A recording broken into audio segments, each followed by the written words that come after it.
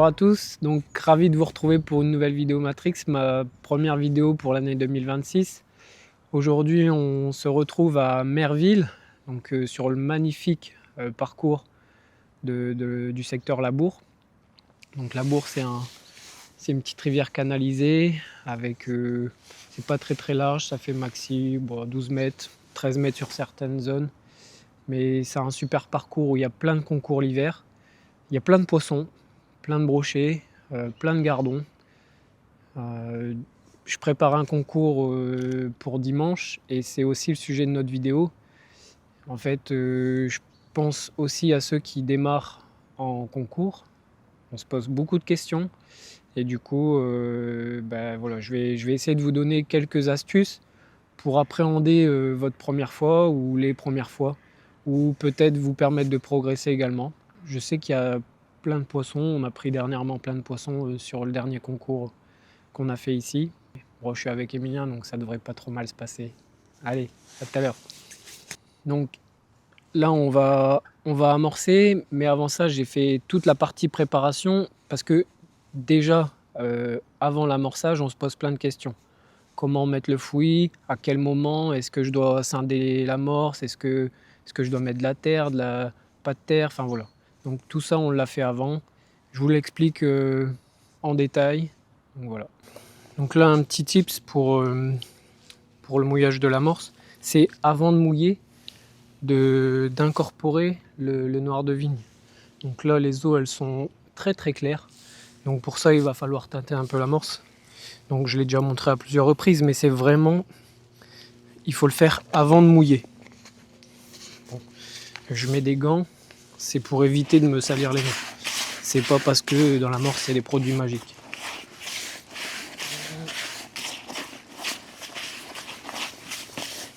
Voilà. Et du coup, tout de suite, ça vient tracer l'amorce. Mais au moins, vous êtes sûr que là, l'amorce, elle va rester toute votre partie de pêche colorée noire en gros. Ça va pas se déteindre avec le temps. Voilà. En plus, aujourd'hui, on va mettre de la fiente. De la fiente fraîche. 500 grammes. Largement assez. Et ce qu'il faut du coup, c'est venir mouiller l'amorce sèche avec la fiente.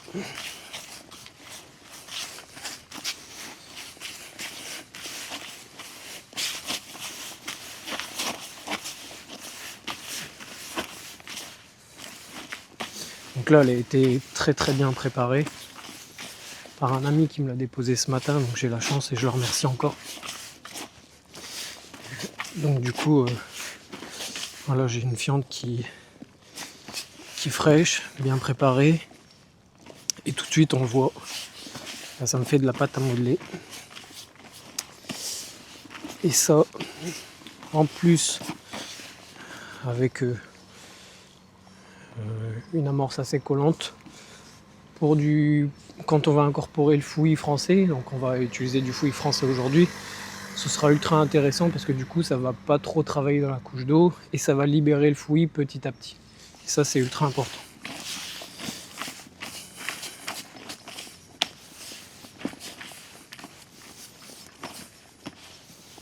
Bon, je peux déjà faire une boule et on voit c'est bien collant.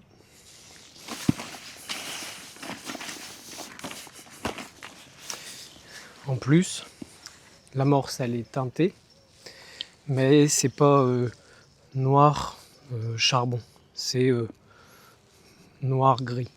Et ça c'est aussi important, faut pas que ce soit non plus trop noir. Donc mettez un tout petit peu, mettez une petite cuillère, si vous n'avez pas l'habitude, une petite cuillère à café que vous venez saupoudrer l'amorce avant de démarrer.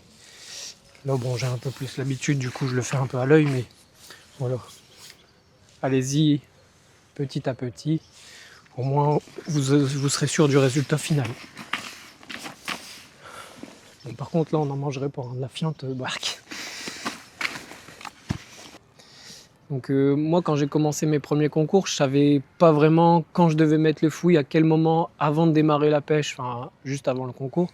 Je savais pas si je devais tout mettre, si je devais pas tout mettre, si je devais garder, combien je devais garder. C'est un truc qui est pas hyper simple. Enfin au début, je savais pas, mais du coup avec le temps, voilà. Donc ce qu'il faut faire, c'est vous devez préparer votre amorce. Donc là, du coup, juste après l'amorce, bon, on l'a réhumidifiée pour qu'elle soit nickel.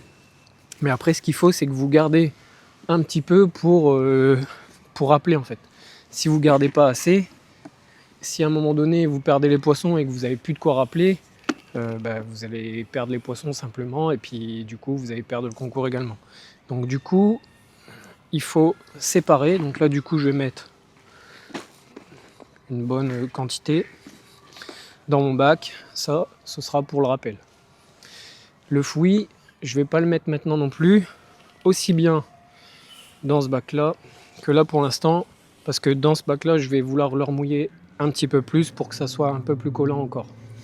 Donc là je sépare bien les deux, au moins j'ai mon bac de rappel et le bac principal pour amorcer. Donc là je vais remettre, alors, quand je dis remouiller, c'est vraiment remettre un tout petit peu, hein, c'est pas faire de nouveau un mouillage, parce que là vous avez complètement changé la mécanique et ça va plus, mais juste réhumidifier. Voilà. Donc là c'est parfait. Donc là aujourd'hui on va utiliser du fouillis français. Donc un super fouillis qu'un copain m'a fait. J'ai pas grand chose. C'est pareil, j'ai pas prévu beaucoup.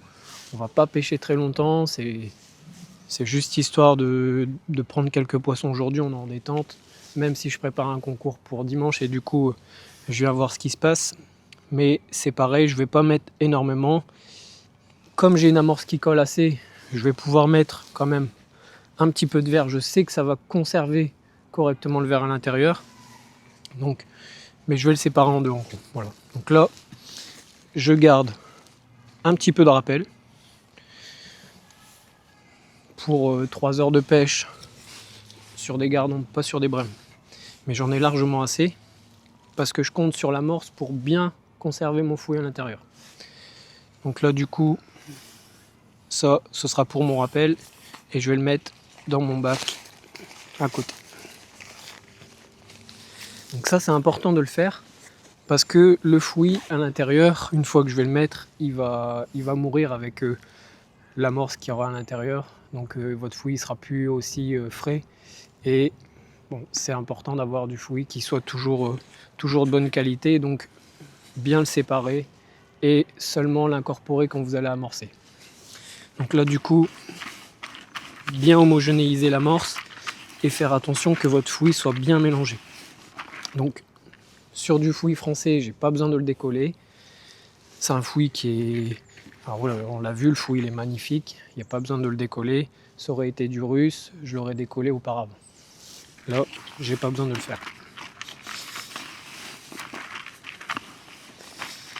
Et là, du coup, alors aujourd'hui, je vais amorcer à la coupelle. Je prépare des petites boules et j'essaye de les faire de la taille de ma coupelle, histoire que je ne sois pas embêté quand je vais amorcer. Et après, je vais les mettre dans mon petit bac. Ça me sert pour garder l'amorce et également mettre les boules du démarrage. Donc, je vais faire 2 coups aujourd'hui. Donc, je vais préparer une dizaine de boules, je pense. Je vais avoir peut-être 10 boules, 7-10 boules. Il y en aura largement assez. Après, les boules, bien collées, bien serrées. Ça va éviter que votre fouillis se délite trop rapidement. Donc là, on le voit, l'amorce elle est quand même compacte. Le fouillis va partir petit à petit et ça, c'est ultra important. Donc là, du coup, pour l'amorçage, je vais amorcer à la coupelle. Merville, c'est un peu particulier. Il y a une petite marche qui se trouve à 11 mètres. Et du coup, en fait, pour être précis, je vais utiliser la coupelle. Donc là, on va faire 2 coups. J'ai fait un coup dans le lit de la rivière et un coup un peu plus loin, juste avant la cassure. Donc du coup je vais utiliser la coupelle. Donc pour ça, là du coup sur les nouvelles XTR, j'ai pris des remarques, des points de repère.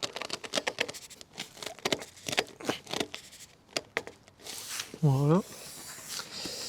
Par rapport à un numéro. Et du coup, on a l'avantage avec les nouvelles XTR d'avoir des repères tous les 30 cm. Donc j'ai sondé et en sondant, j'ai regardé où était la marche. Donc ça du coup, comme mon kit coupelle fait la même taille que mon kit pour pêcher, je sais que si je prends mon repère, l'amorce où je vais la mettre, je vais pêcher au même endroit. Donc ça c'est ultra important. Donc voilà, là j'ai pris la distance, j'ai pris le repère et je vais pêcher, je vais amorcer à l'endroit où j'ai pris le repère. L'avantage aussi là aujourd'hui on a 2 rouleaux et du coup on peut apporter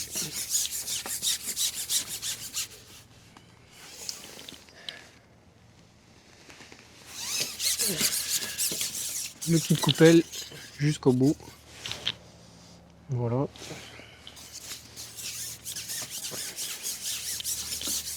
Après bien sûr toujours un repère en face. Donc là on a la chance, c'est des bastins en bois avec des pales planches. Là j'ai en plus en face de moi j'en ai une qui va m'indiquer encore plus précisément. Voilà, enfin j'ai pris le repère, je sais que je vais toujours amorcer au même endroit.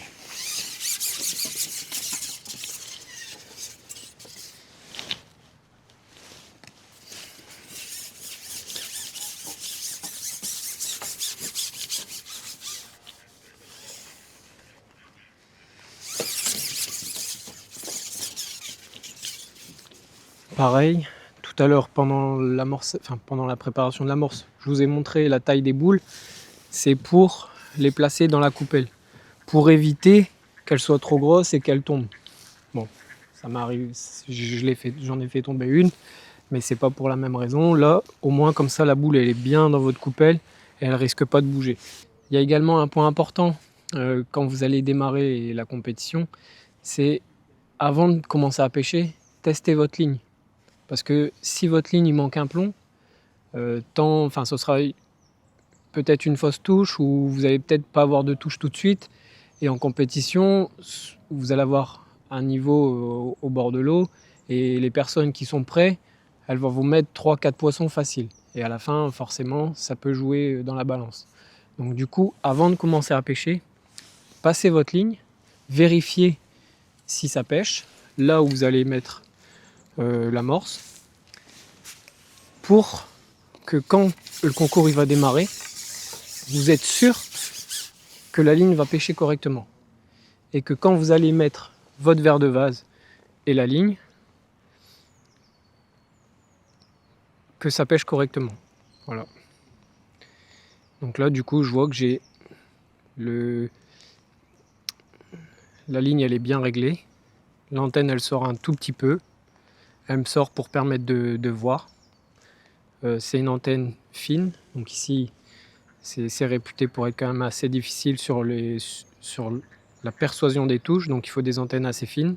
Là, c'est une antenne de 0,6. Donc du coup, voilà, là je vois l'antenne, elle sort de peut-être 1 cm. Il y en a largement assez. Je sais que quand j'aurai une touche, je vais le voir. Et j'aurai pas de refus.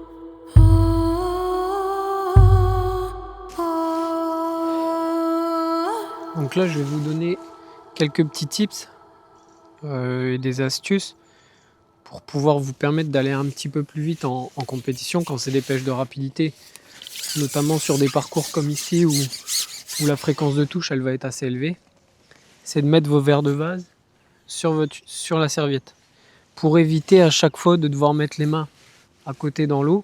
Vous les placez ici et au moins comme ça, dès que vous allez ramener un poisson, vous pouvez vous servir sur la serviette. Donc ça, ça va vous permettre au moins d'éviter de perdre du temps quand vous allez vous retourner. Pareil, placez bien vos rouleaux en cours de pêche pour qu'ils se fassent limite oublier pour pouvoir aller 2 fois plus vite en fait. Sur les pêches de rapidité, 1 seconde, 2 secondes, ça peut vous permettre à la fin de gagner 50 grammes, 100 grammes. Et 100 grammes, je l'ai vu sur mon dernier concours à Merville, ça a fait la différence.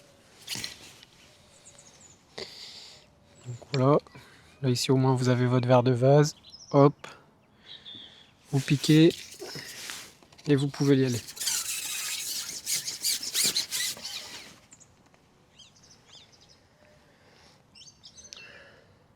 Pareil, un autre conseil que je vais vous donner, c'est d'être le plus simple possible. Commencez pas à vous disperser dans tous les sens. Faites un coup intermédiaire, un coup au large, mais commencez pas à faire des coups à droite, à gauche, sinon vous allez éparpiller les poissons et c'est vraiment pas bon. Donc, soyez le plus simple. La pêche, de toute façon, au plus vous êtes simple, au meilleur ce sera. Ne cherchez pas à compliquer les choses. Ça ne sert à rien.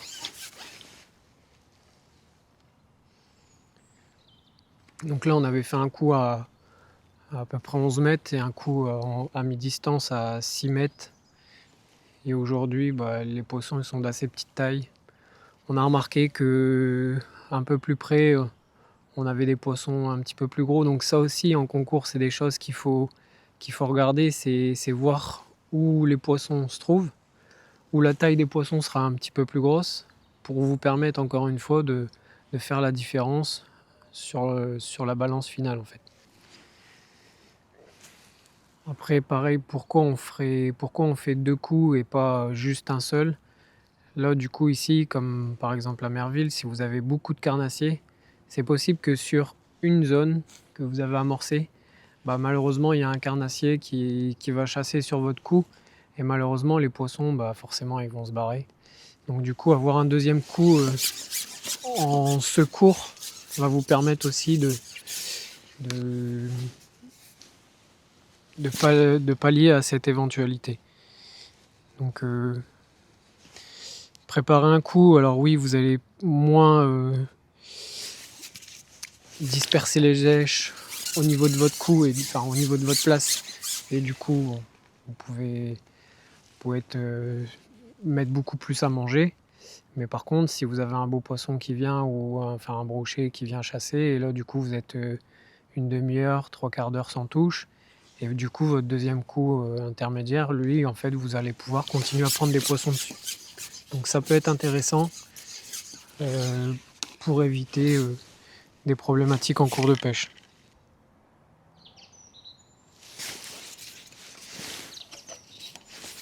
Le deuxième coup, c'est pareil, si admettons vous voyez que vous n'avez plus de touche sur votre coup principal pour X ou Y raison, n'hésitez pas à revenir rapidement. Alors perdez pas de temps, si vous voyez que vous avez une belle cadence et que d'un seul coup ça s'arrête et que vous n'arrivez pas à prendre le beau poisson ou toucher le poisson qui peut vous embêter, changez tout de suite. N'attendez pas parce que du coup votre voisin lui il sera pas embêté et il va continuer à prendre des poissons et il va continuer à ramener des poissons dans la bourriche.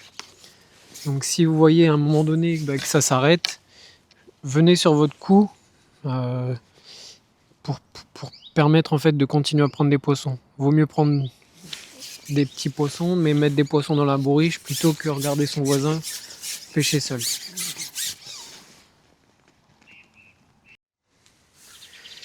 Là, une petite astuce également sur la partie montage du coup. Si vous voyez comme aujourd'hui que c'est beaucoup de petits poissons, ce que vous pouvez faire pour aller beaucoup plus vite à descendre lèche sur le fond, c'est de mettre votre plomb intermédiaire comme deuxième plomb de touche. Donc du coup, vous allez avoir un montage beaucoup plus sensible, parce que du coup, vous allez avoir beaucoup plus de raideur. Donc la touche sera encore plus marquée. Mais par contre, ça peut être à double tranchant. Vous pouvez ne plus rien avoir, comme aller 2 fois plus vite pour mettre la lèche au fond de l'eau. Donc ça, sur des pêches de petits poissons, ça peut fonctionner. Ce qui est important aussi pour pouvoir progresser, avant de peut-être faire votre premier concours, c'est d'aller en voir. Profitez pour essayer de voir s'il y a des concours dans votre région, dans le coin où vous êtes, pour aller voir comment les pêcheurs chevronnés y font.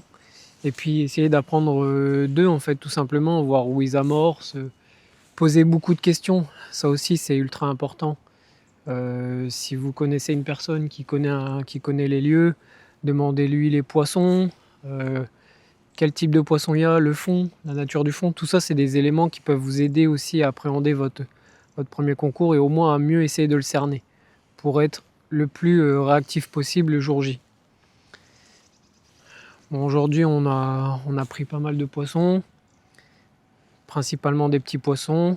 Ce qui a été intéressant aujourd'hui, c'est qu'on a essayé d'essayer de trouver l'endroit où on prenait les plus beaux. Alors malheureusement, on n'a pas toujours réussi à faire ce qu'on a voulu. On a essayé. Bon, ça aussi, c'est le but des entraînements, hein. Là, c'est un entraînement en vue d'un concours.